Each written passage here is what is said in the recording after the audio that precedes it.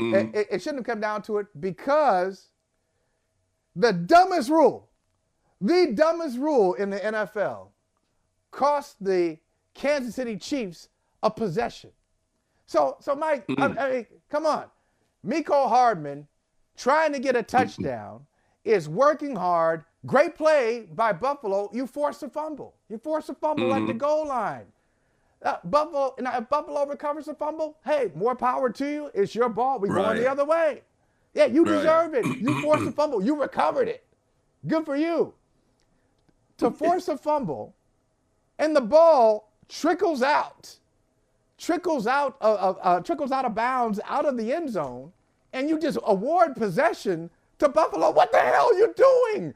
Why are we awarding possession? What did you do? Why were they rewarded? And it's not, and I understand why the rule, Mike, I understand why the rule was put into place. Rules put into place just so people wouldn't take advantage. Hey, you're stuck. I'm going to fumble the ball forward. I'm going to hope one of my teammates gets it, recover it, get an advantage, 5 or 6 yards. Let's go case by case. If you want to keep the stupid rule, can we go case by case and see, is this an example of a player trying to get an advantage? Is he trailing? Is he desperate to do something and he's playing games with the football? If so, we'll give possession to the other team. If not, spot the ball at the 2-yard line. Let's do this thing again. I can't believe that. But Kansas City really should have won that game handily.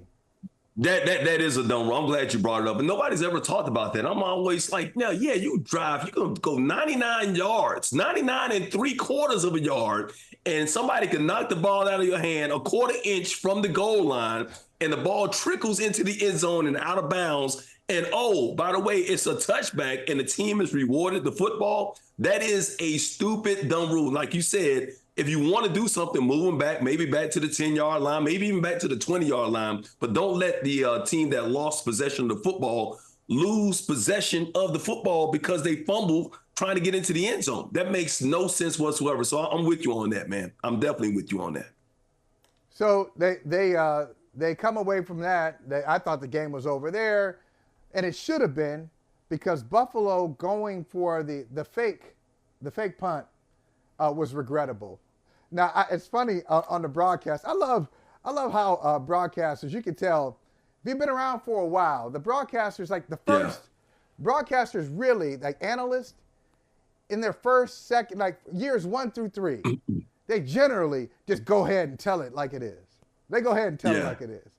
And then after they've been around for a little bit, and they've been wined and dined, and you know, they got sources in the league, whether it's a general manager, owner, coach, players, they start to be a little more diplomatic. So I think Tony Romo's word was aggressive. Nah, man. That was more aggressive. Dumb.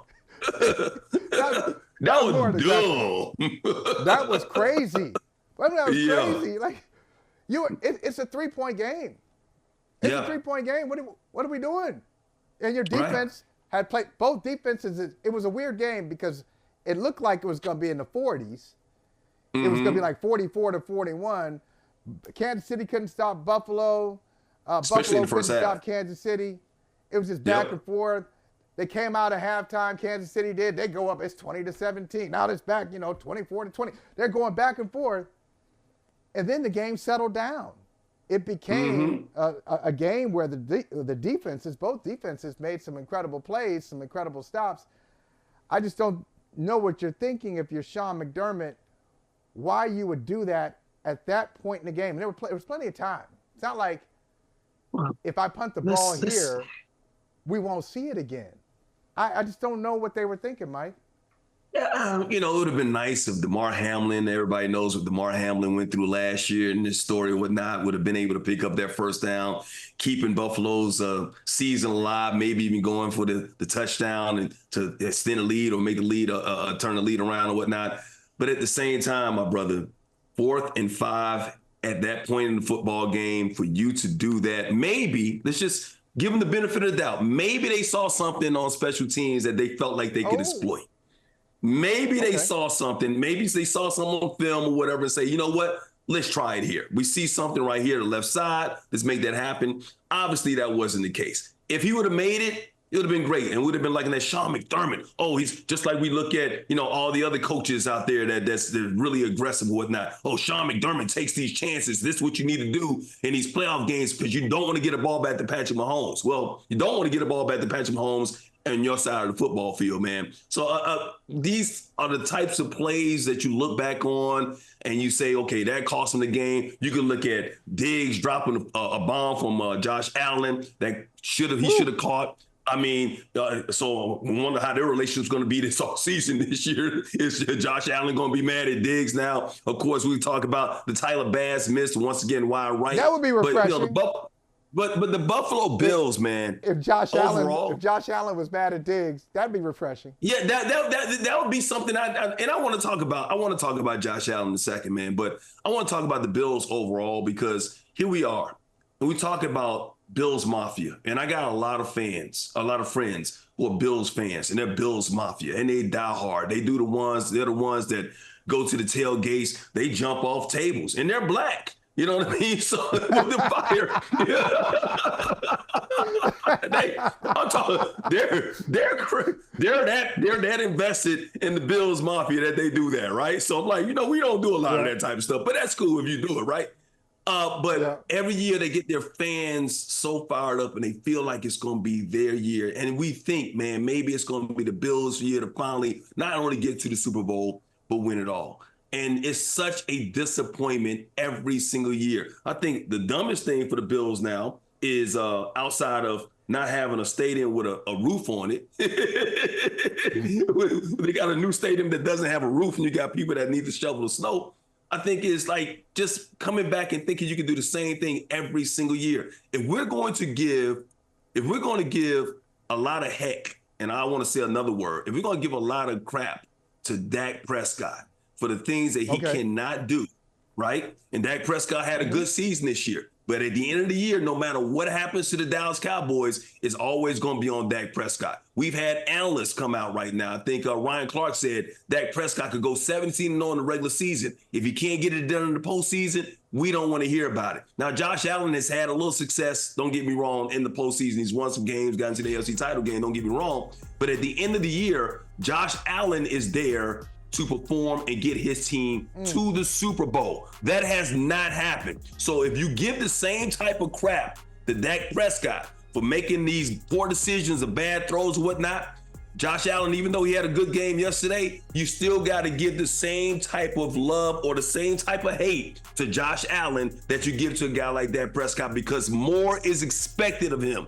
Not just being a really good regular season quarterback, not just going to the Pro Bowl, not just being a really good somebody that gives you hope. And of course, they wouldn't have had a winning record without him. He's a franchise quarterback.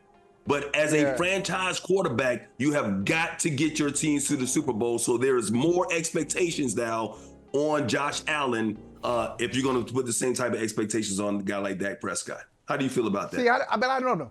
I don't. It's something.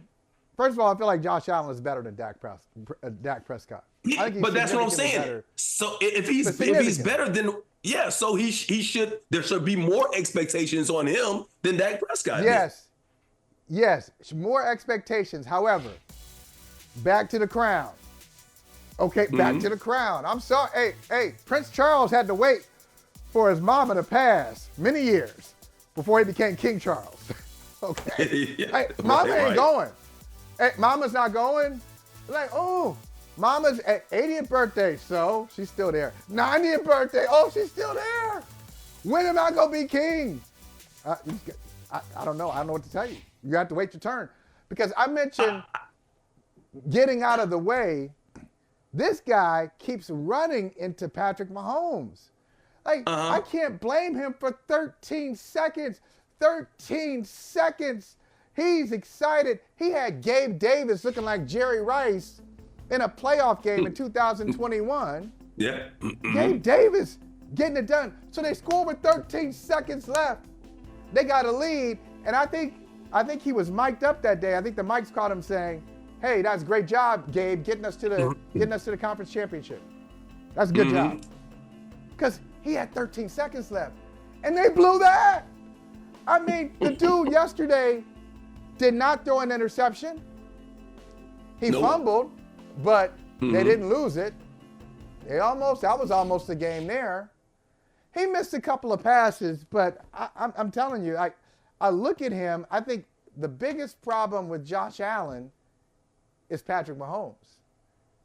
And a lot of players have had to deal with it. Like we think about in the 80s and the 90s, especially with Michael Jordan being there. I mean, I'm a Knicks fan. Patrick Ewing couldn't get past. Charles Barkley couldn't get a ring. Karl Malone, those guys couldn't get a ring because of one guy, Michael Jordan. We understand that. We get that. But eventually... You're making sense. Keep going. But eventually, Isaiah had to get past Larry Bird. Isaiah got past Larry Bird. So when you're great, when you're supposed to step up, and think about this, though.